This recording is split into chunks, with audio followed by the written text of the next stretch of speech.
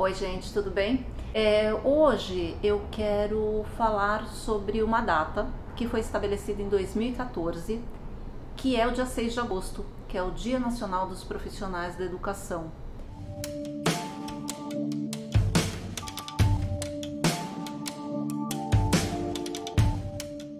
Eu fiz uma breve pesquisa e eu vou usar, como sempre, a minha colinha, porque ninguém precisa decorar os números, né, hoje em dia. Segundo os dados que eu encontrei da RAIS, que eu não sei se todo mundo sabe o que é a RAIS, mas é uma indicação que nós usamos do mercado de trabalho, que é o Relatório Anual de Informações Sociais. As empresas são obrigadas a passar essas informações para o governo. Os dados de 2016 indicavam que nós tínhamos 3 milhões, praticamente 3 milhões e 300 mil profissionais na área da educação. Vejam que naquela época, 2016, nós estamos em 2022, 94% desses profissionais, ou seja, 3 milhões e 100 mil, eram professores. O restante era dividido entre coordenadores pedagógicos, que era a maioria, e tinha orientadores educacionais e outras pessoas de direção escolar, né, diretores, enfim. Esses números, segundo outras pesquisas que eu andei fazendo, eles deram uma caída, né? Na pandemia nós tivemos inclusive várias instituições de ensino, principalmente educação infantil, que acabaram diminuindo, né, que acabaram fechando por conta da pandemia. Então temos a grande maioria, aproximadamente 55% dos profissionais que estão na educação são mulheres. E se a gente fala do ensino fundamental e educação infantil, claro, a grande maioria são mulheres. Então a gente tem uma pirâmide, o triângulo, na verdade, né? O triângulo é assim, quanto mais a gente sobe pensando na educação infantil, ensino fundamental, ensino médio. O ensino médio já por natureza, pela nossa sociedade, ele já vai diminuindo, tem menos alunos inscritos, que é a tal da evasão escolar, né? E quando a gente fala de graduação, obviamente, se diminuirmos aqui o triângulo, claro que a educação superior vai ter menos alunos. De novo, nesse triângulo, né, subindo na educação, nós temos triângulos também que vão afunilando no mesmo sentido da presença, participação feminina no mercado de trabalho, na educação em geral. Então temos mais mulheres na base e à medida que vamos subindo temos menos, e o triângulo ao contrário quando pensamos de participação masculina. Por que é importante falar sobre essa data? Porque a educação em si e os profissionais da educação, se a gente pensar profundamente, eles têm um papel muito importante no desenvolvimento do nosso país, da nossa sociedade e do nosso mercado de trabalho, que é o que vai gerar essa sustentabilidade do país no final. Isso torna estes profissionais extremamente necessários. E ao mesmo tempo eu percebo o quanto eles têm de desafios, principalmente quando nós falamos de atualização constante, não apenas na questão conteudista, mas também na questão de, como todos os profissionais, né, de novas tecnologias, avanços, inclusive novas pesquisas na área de psicologia e educação. Hoje em dia, se você pensar que nós temos um repertório e uma disponibilidade de informações muito maior, né? É só abrir a internet aí, a gente consegue pesquisar muita coisa. Isso também dá margem a termos muito mais conhecimento na palma da mão e muito mais disponibilidade para a gente aplicar isso, todo esse conhecimento, em sala de aula como no mercado de trabalho, porque, né, não deixa de ser um segmento do mercado de trabalho.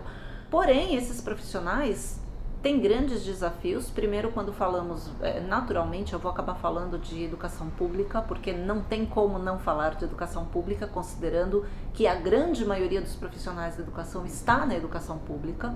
Então eles têm o desafio da desvalorização. As carreiras na área pública, elas se dão diferente do que é no mercado privado. No mercado privado você tem ciclos de avaliação diferentes, com eventuais bonificações, etc. Embora o segmento dos profissionais de educação, principalmente dos professores, seja extremamente controlado de certa maneira, porque eles são um sindicato muito forte, já que é um grande número de profissionais no país. Mas por outro lado, nas carreiras públicas, você vai, se por um lado você tem o benefício de ter uma estabilidade para quem é concursado, você também tem a questão de que a remuneração ela fica muito aquém do que é oferecido, por exemplo, numa escola particular. E, portanto, isso já é um desafio, porque há uma desvalorização e você tem que ficar naquela carreira, naquela trajetória e ir galgando os degraus até você chegar numa aposentadoria, eventualmente. Eu estava lendo uma reportagem onde uma professora de língua portuguesa e redação, ela estava comentando que na escola pública é muito mais difícil você competir com esses novos meios de informação, com a tecnologia. Porque, primeiro, as crianças que estão numa escola pública, talvez elas tenham menos acesso a algumas plataformas. Primeiro, talvez porque elas nem celulares ou tablets ou computadores em casa tenham, suficientes para todos, né? Nós vimos casos da pandemia onde a mãe tinha um celular para dividir entre 3 filhos que estavam estudando. Então, esse já é um empecilho. E, por outro lado, você tem o apelo de outras coisas, como plataformas, eu não vou citar nomes, mas você tem todas as plataformas e redes sociais que têm vídeos à disposição de temas que são muito mais prazerosos para as crianças, ou você tem jogos eletrônicos, você tem, enfim, uma enorme variedade de coisas que vão desviar a atenção. Então, talvez o grande desafio para uma escola pública seja fazer a atração desses jovens, dessas crianças, adolescentes, para essa matéria que está sendo passada, que talvez seja um pouco mais, talvez não tão prazerosa, vamos dizer assim, né? E aí, fazendo contraponto com isso, eu estava lendo uma reportagem, e aí eu vou pegar aqui a colinha de novo, em 2018, o Thales, que é uma pesquisa internacional sobre ensino e aprendizagem, determinou quais eram as causas para os professores seguirem essas carreiras, né, de educação e aprendizagem. Obviamente, remuneração não é, gente, está muito claro que não é remuneração. Quando a gente pensa em educação básica, o que estes profissionais trazem como indicadores para seguir a carreira são, eu vou ler aqui da colinha, tá? Apoiar o desenvolvimento de crianças e adolescentes, ajudar as pessoas socialmente desfavorecidas e contribuir com a sociedade de modo geral. Então você veja que a maior parte dos profissionais da educação estão trazendo um aspecto aspiracional muito grande na sua razão por eles seguirem nesse segmento de atuação. Não falando de forma ingênua ou de forma leviana, mas eu acho que isso é muito positivo, porque isso dá mostras que, apesar de todos os desafios, nós temos uma grande parcela da nossa sociedade, mais de 10% da nossa sociedade, que atua nessa área e que ainda acredita que há um outro caminho. Eu acredito no poder facilitador que os professores têm em diversos aspectos. Eu acredito na questão da formação, não apenas do conteúdo, mas de caráter, de proporcionar desafios, proporcionar descobertas. Eu acho que os profissionais da educação têm um papel fundamental numa grande parte da nossa vida. Por outro lado, eu também acredito que a escola, ela e aí tem outro lado, tem que ter essa parceria com a família. Porque a escola só não vai fazer o papel da formação do indivíduo sozinha. Muitas coisas que hoje são terceirizadas para a escola não são da escola, são da família. Eu percebi, eu já falei isso em outros vídeos também, eu percebi como eu fazia isso na pandemia.